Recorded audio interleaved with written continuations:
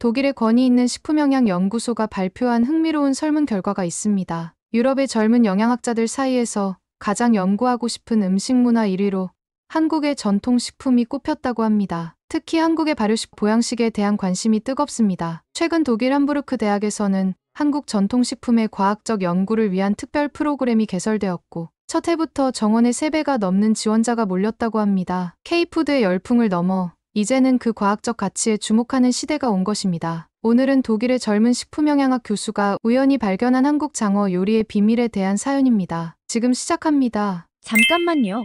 1초면 가능한 좋아요 버튼을 눌러주시면 영상 제작에 큰 힘이 됩니다. 저는 독일 함부르크 대학교의 식품영양학과 교수 헬가 슈타이너입니다. 32살의 나이로 최연소 교수가 되었다는 것이 자랑스러웠지만 한편으로는 늘 뭔가 부족하다는 느낌을 지울 수 없었어요. 영양학이라는 학문이 점점 매너리즘에 빠져들고 있다는 생각이 들었거든요. 함부르크는 유럽에서도 손꼽히는 항구 도시입니다. 엘베강을 따라 늘어선 붉은 벽돌 창고들과 현대식 건물들이 조화를 이루는 아름다운 도시죠. 저는 이곳에서 태어나 자랐고 대학원까지 졸업한 뒤 모교에서 교수가 되었답니다. 제 전공은 식품의 영양소 흡수율 연구였어요. 같은 재료라도 조리 방법에 따라 우리 몸이 흡수하는 영양소의 양이 달라진다는 점에 주목했죠. 하지만 3년째 비슷한 연구만 반복하다 보니 슬슬 한계가 느껴지기 시작했어요. 새로운 돌파구가 필요했습니다. 변화는 예상치 못한 순간에 찾아왔어요. 대학 근처 골목에 있는 작은 카페가 제 단골이었는데 어느 날 그 옆에 한국 식당이 문을 열었더군요. 평소 아시아 음식에는 큰 관심이 없었지만 카페에서 흘러나오는 이국적인 향이 자꾸 신경 쓰였답니다. 그러던 어느 날 제가 즐겨 찾던 카페가 공사 중이어서 할 수 없이 그 한국 식당에 들어가게 되었어요. 당시 저는 새로운 연구 주제로 고민하느라 며칠 밤을 새운 상태였죠. 피곤한 눈을 비비며 메뉴판을 보는데 옆자리에서 들려오는 대화가 귀에 들어왔습니다. 장어구이 하나 더 주세요. 시험 기간이라 체력이 바닥났거든요. 네, 금방 준비해 드릴게요. 우리 장어는 확실히 피로회복에 좋답니다. 피로회복이라 문득 호기심이 생겼어요. 독일에서도 장어 요리가 유명하지만 대부분 기름에 튀기거나 훈제로 먹었죠. 게다가 최근에는 환경오염 때문에 장어 섭취를 조심하라는 권고가 나올 정도였어요. 하지만 그날 본 한국식 장어구이는 달랐습니다. 은은한 숯불 향과 함께 달콤한 양념 냄새가 코끝을 자극했어요. 비린내는 전혀 없었죠. 옆자리 학생이 먹는 모습을 흘깔 보다가 저도 모르게 같은 메뉴를 주문하고 말았답니다. 그것이 제 인생을 바꾼 첫 만남이었어요. 아직 그날의 맛을 잊을 수가 없습니다. 하지만 더 놀라운 것은 그 다음이었죠. 한 끼 식사로 며칠간의 피로가 싹 가시는 듯한 느낌을 받았거든요. 집으로 돌아와 밤새 자료를 찾아보았습니다. 같은 장어인데 왜 이렇게 다른 걸까? 분명 조리법의 차이가 영양소 흡수에 큰 영향을 미치고 있을 텐데. 그렇게 저는 새로운 연구 주제를 찾아냈습니다. 작은 식당의 우연한 방문이 제게 새로운 연구의 가능성을 열어준 셈이었죠. 식품영양학자로서의 제 호흡에 막 깨어나기 시작했답니다. 얼마 후 베를린에서 열린 국제식품영양학 컨퍼런스는 제 인생의 전환점이 되었습니다. 그리고 그 호기심은 곧 더 큰 기회로 이어졌습니다. 2023년 가을 베를린에서 열린 국제영양학 회의는 제게 특별한 의미로 다가왔습니다. 평소 같았다면 그저 수많은 학회 중 하나로 여겼을 텐데 한국 장어를 맛본 후로는 모든 게 달라 보였어요. 저는 이번 학회에서 새로운 무언가를 발견할 수 있을 거라는 예감이 들었답니다. 베를린 컨벤션 센터는 전 세계에서 모인 영양학자들로 북적였어요. 저는 전통식품의 현대적 해석이라는 세션에 참석했습니다. 특히 눈에 띈 것은 아시아권 전통 발효식품에 대한 연구 발표였죠. 일본의 나토, 중국의 두부, 한국의 김치까지 발효 과정에서 일어나는 영양학적 변화가 흥미진진했어요. 문득 옆자리에서 들려오는 한국어가 귀에 들어왔습니다. 한국에서 온 김 교수님이었죠. 그분의 발표는 전통 발효식품이 현대인의 장 건강에 미치는 영향에 대한 것이었어요. 특히 인상 깊었던 건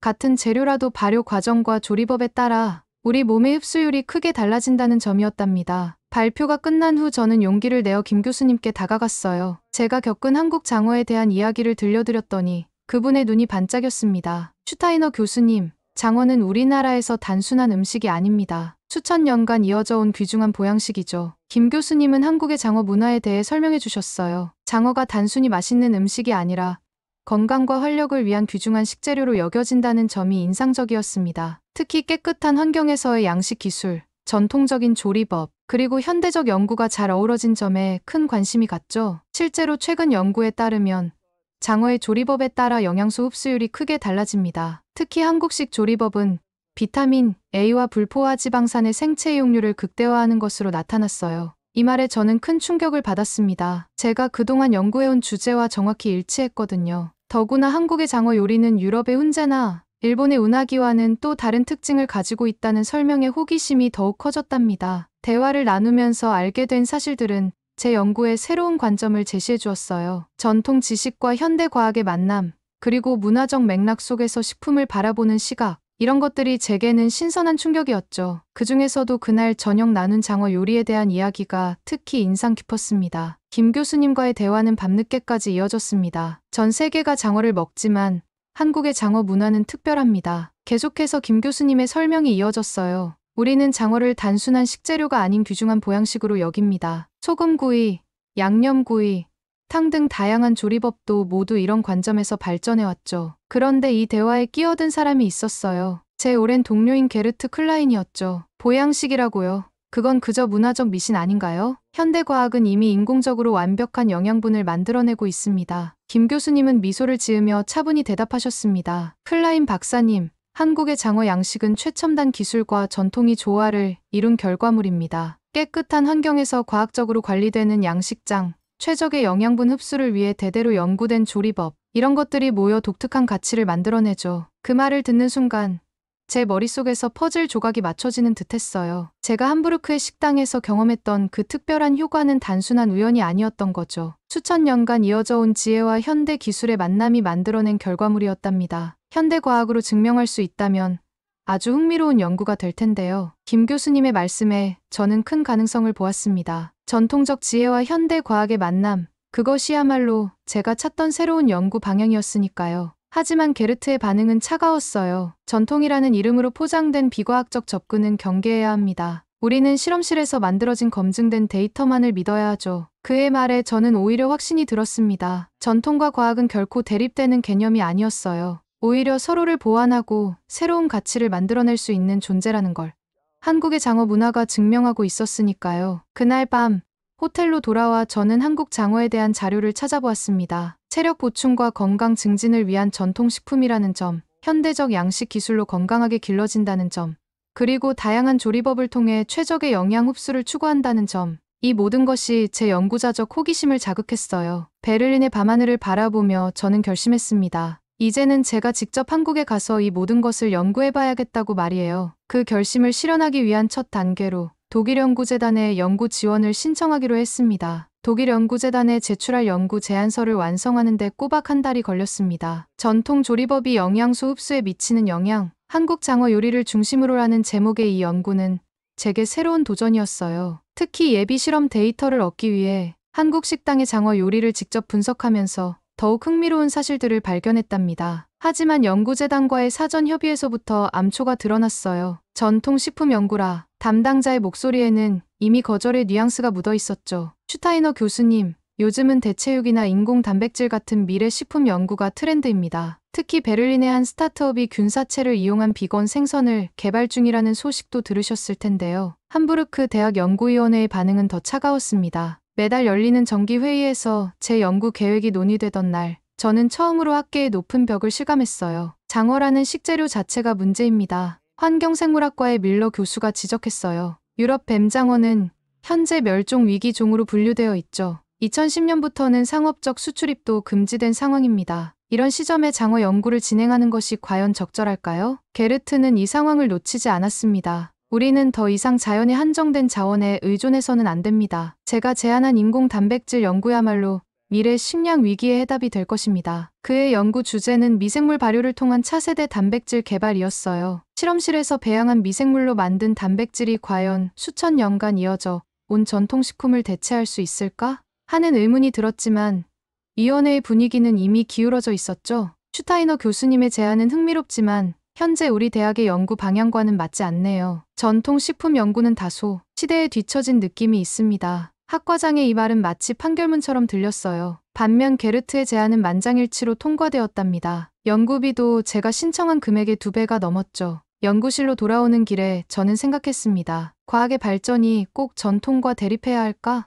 오히려 전통의 지혜를 과학적으로 입증하고 발전시키는 것도 중요한 연구 방향이 될 수 있지 않을까? 연구실 창밖으로 보이는 엘베강의 물결을 바라보며 저는 새로운 결심을 하게 되었어요. 어쩌면 이곳이 아닌 다른 곳에서 기회를 찾아야 할지도 모른다는 생각이 들었답니다. 그날 밤 저는 베를린 학회에서 만난 김 교수님께 이메일을 보냈습니다. 제 연구에 대한 한국 학계의 관심이 어느 정도인지 조심스레 문의드렸어요. 답장을 기다리는 동안 저는 이상하게도 설렘과 기대감을 느꼈답니다. 김 교수님의 답장을 기다리는 동안 저는 동아시아 전통 음식에 대한 기존 연구들을 찾아보기 시작했습니다. 함부르크 대학 도서관의 특별 열람실에서 보낸 시간이 어느덧 일주일째였습니다. 1950년대 독일 의학자들의 동아시아 연구 자료들을 하나하나 살펴보면서 저는 점점 더 흥미로운 사실들을 발견하게 되었어요. 특히 눈길을 끈 것은 오래된 의학 저널에 실린 동아시아 전통식이요법 연구 논문이었습니다. 그 논문은 한국전쟁 당시 서울에서 근무했던 한 독일 의사가 현지 식문화를 연구하며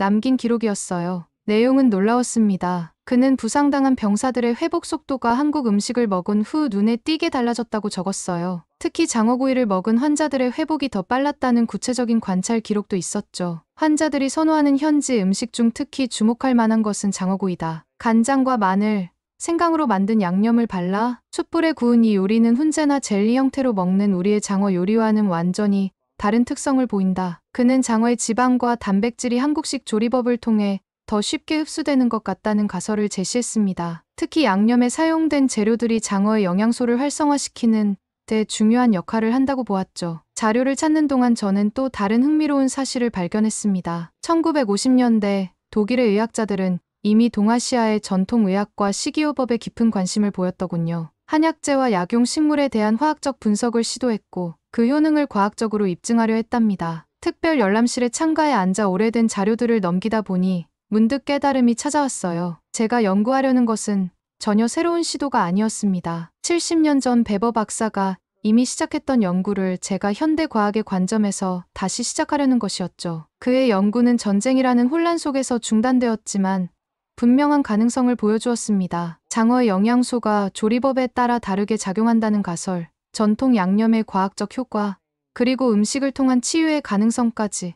이 모든 것이 제 연구의 토대가 될 수 있었어요. 도서관을 나서는 길에 저는 결심했습니다. 이제는 제가 이 연구를 이어받아 완성해야 할 때라고 말이에요. 그 연구 내용은 제게 새로운 영감과 용기를 주었답니다. 새로운 결심을 안고 서둘러 실험실로 향했습니다. 당장 그 연구 방법론을 제 실험에 적용해보고 싶었거든요. 하지만 도착하자마자 예상치 못한 상황과 마주쳤습니다. 연구실로 돌아왔을 때 처음엔 제가 착각하는 건가 싶었어요. 어제까지 정리해두었던 실험 데이터 파일이 미묘하게 달라져 있었거든요. 숫자 몇 개가 바뀌어 있었고 결과 해석이 곤란할 정도로 데이터가 흐트러져 있었답니다. 우연이라고 생각하기엔 너무나 의심스러웠어요. 중앙 서버에 저장된 제 연구 데이터는 연구팀 구성원만 접근할 수 있었고 모든 접속 기록이 남게 되어 있었거든요. IT 부서에 문의해보니 어젯밤 누군가 제 계정으로 접속한 기록이 있었다고 하더군요. 그 즈음 슈피겔지의 게르트의 인터뷰 기사가 실렸습니다. 미래의 식탁에는 전통식품이 설 자리가 없습니다. 우리는 더 이상 불확실한 자연식품에 의존할 수 없어요. 과학적으로 설계된 인공 단백질이야말로 인류의 미래입니다. 기사는 이어졌어요. 일부 연구자들은 아직도 전통식품의 가치를 연구하고 있지만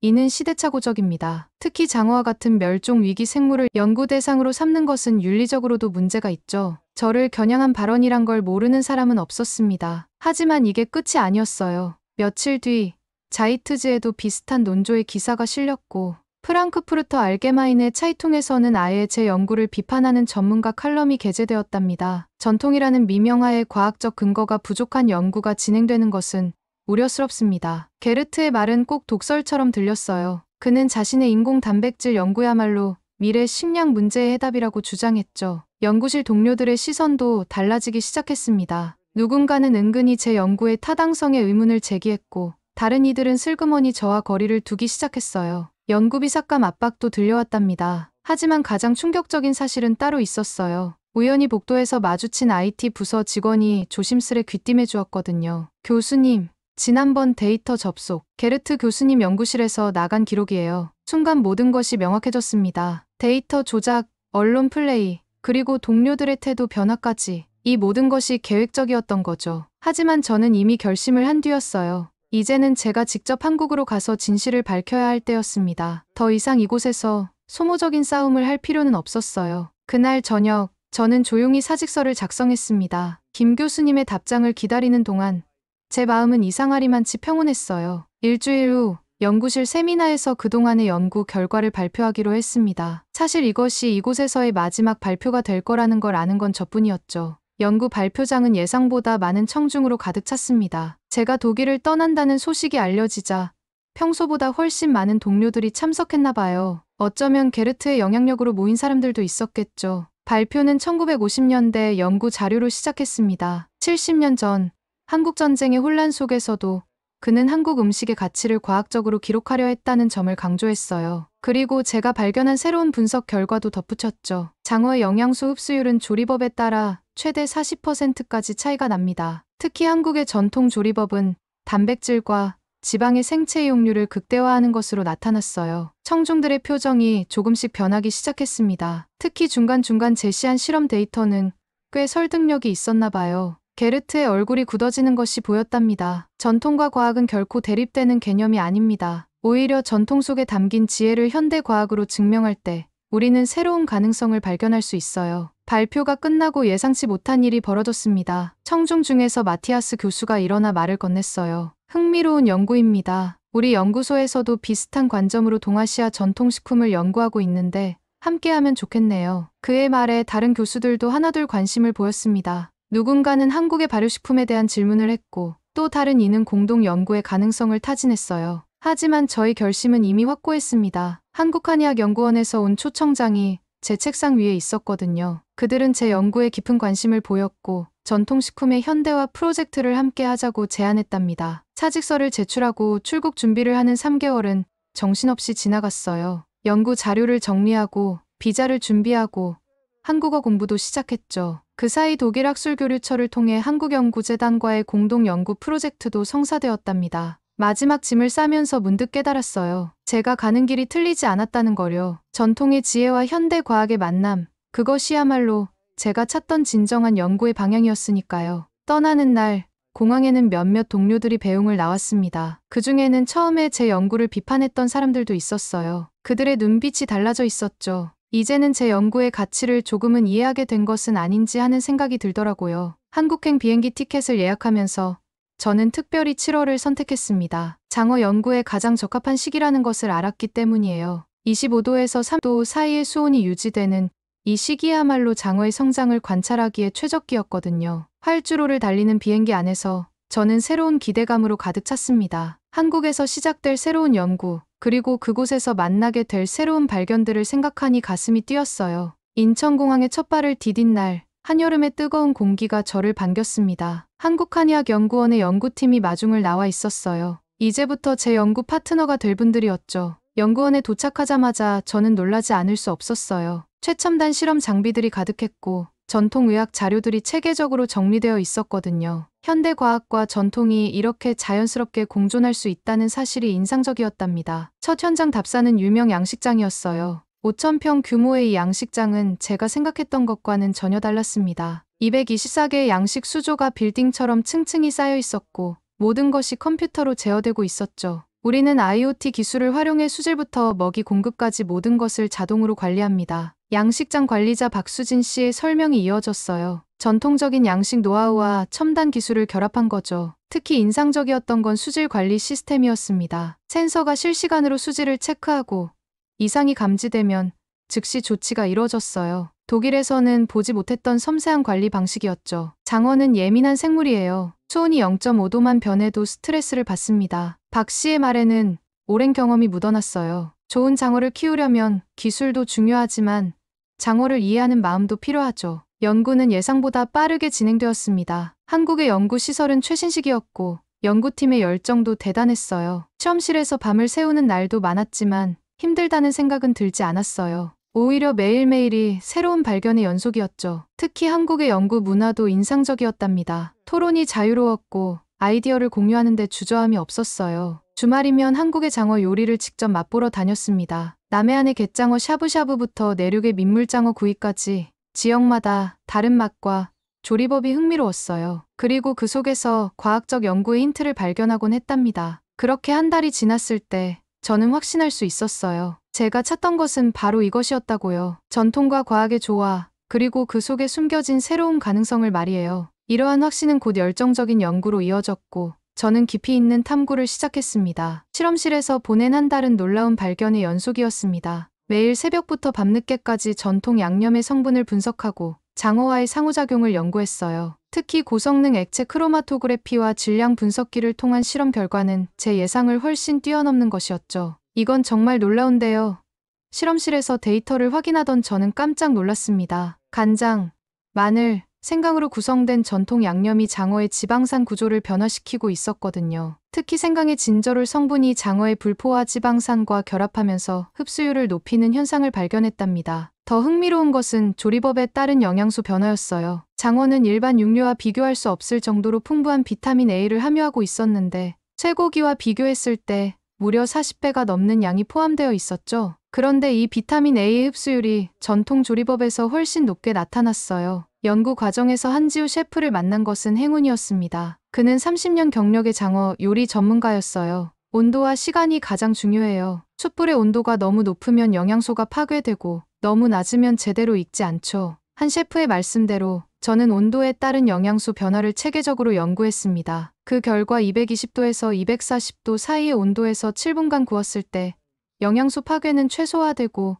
흡수율은 최대가 된다는 사실을 발견했어요. 특히 주목할 만한 것은 장어의 점액질에 포함된 뮤신이었습니다. 위 점막을 보호하고 소화를 촉진하는 이 성분이 전통 양념의 마늘 성분과 만나면서 더욱 활성화된다는 사실을 밝혀냈죠. 현대적인 조리법도 연구했어요. 수비드 같은 저온 조리법을 시도해봤지만 전통적인 숯불구이만큼 영양소 흡수율이 높지는 않았답니다. 오히려 전통 방식에 과학적 정밀도를 더하는 것이 최선이라는 결론에 도달했어요. 실험실에서의 발견은 곧바로 실제 조리법 개선으로 이어졌습니다. 한지우 셰프와 협력하여 전통 양념의 비율을 미세하게 조정하고 구이 온도와 시간을 정확히 제어하는 방법을 개발했죠. 그 결과는 놀라웠어요. 맛은 전통의 맛을 유지하면서도 영양소 흡수율은 30% 이상 높아졌답니다. 이제 우리의 연구 결과를 정리할 때가 되었어요. 장어 양념의 과학적 비밀을 밝혀낸 것은 시작에 불과했습니다. 이 발견이 한국 전통 음식의 우수성을 세계에 알리는 첫걸음이 될 거라고 확신했습니다. 연구 결과를 세계에 알리기 위한 기회는 생각보다 빨리 찾아왔습니다.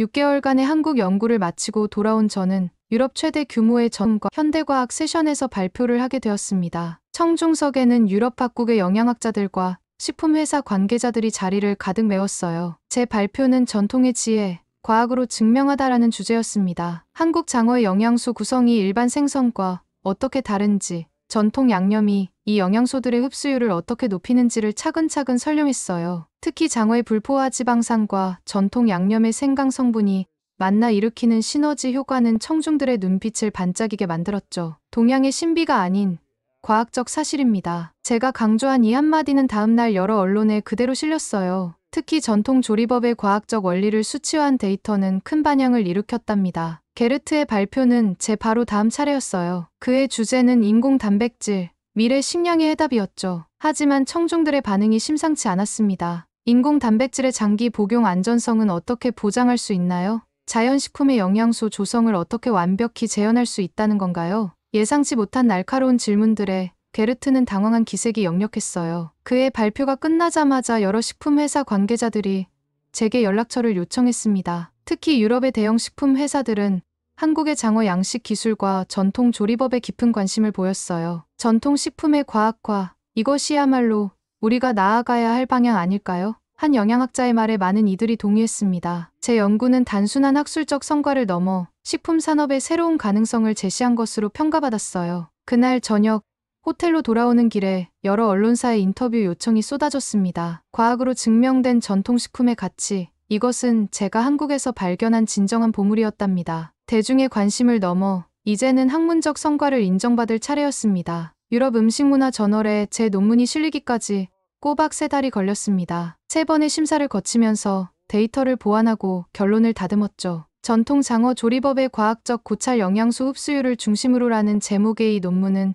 제 연구의 결정판이었어요. 한국의 양식장에서도 반가운 소식이 들려왔습니다. 까다로운 유럽의 식품 안전 기준에 맞춰 시설을 개선하고 품질 관리를 강화한 결과 첫 시험 수출이 성공적으로 이루어졌다는 거예요. 작은 물량이었지만 이는 큰 의미가 있는 첫걸음이었답니다. 더 놀라운 변화는 한지우 셰프의 활약이었어요. 그의 현대식 장어 요리는 독일의 여러 레스토랑 관계자들의 관심을 끌었습니다. 전통 양념의 비율을 조금 조절하고 플레이팅을 현대적으로 바꾼 것뿐인데 현지 셰프들의 호기심을 자극한 거죠. 저는 이제 한국과 독일을 오가며 연구와 강의를 이어가고 있어요. 두 나라의 연구진들과 함께하면서 전통과 과학의 조화라는 제 연구 방향이 옳았다는 확신을 더욱 깊이 하게 됐답니다. 다음 연구를 위해 다시 한국으로 향하는 비행기 안에서 문득 제가 처음 한국 장어를 맛보았던 그날이 떠올랐어. 당시에는 몰랐죠. 한국의 장어가 단순한 음식이 아닌 수천 년의 지혜가 담긴 영양학의 결정체라는 것을요. 지금도 전 세계 많은 사람들이 인공식품과 새로운 단백질 공급원을 찾고 있습니다. 하지만 제가 발견한 것은 우리가 찾는 해답이 이미 전통 속에 있다는 사실이에요. 한국의 장어 요리야말로 그 완벽한 증거죠. 최적의 영양소 구성, 과학적으로 입증된 조리법, 그리고 현대 양식 기술과의 조화. 이 모든 것이 한국 장어에는 이미 담겨 있었답니다. 이제는 자신 있게 말할 수 있어요. 미래의 식품을 찾아 헤매는 우리에게 필요한 것은 어쩌면 과거를 새롭게 바라보는 시선이 아닐까요? 한국의 장어가 그것을 완벽하게 보여주고 있으니까요. 오늘 사연 어떻게 들으셨나요? 한국의 장어 요리가 맛있을 뿐만 아니라 과학적으로도 우수한 가치를 지닌 전통의 지혜라는 점이 특히 인상적이었습니다. 한국의 전통 음식에는 이처럼 우리가 미처 발견하지 못한 가치가 숨어 있을 것 같은데요. 여러분은 외국인들에게 꼭 알리고 싶은 우리의 건강식이 있다면 무엇인가요? 댓글로 여러분의 생각을 들려주세요. 감동뭉클에서는 여러분의 소중한 마음을 모아 사연 주인공들에게 전해드리고 있습니다. 여러분 주변에 감동적이거나 재미있는 실제 사연들을 제보받고 있으니 언제든 저희 공식 메일로 제보해주세요. 오늘 들려드린 사연에 공감하셨다면 구독과 좋아요 눌러주시고 주변 분들과도 공유해주세요. 여러분의 작은 관심과 응원이 더욱 좋은 콘텐츠를 만드는 데 큰 힘이 됩니다. 오늘도 여러분의 하루의 작은 즐거움이라도 되었기를 바라며 지금까지 감동뭉클이었습니다. 끝까지 시청해주셔서 감사합니다. 다음에 더 감동적인 사연으로 찾아뵙겠습니다.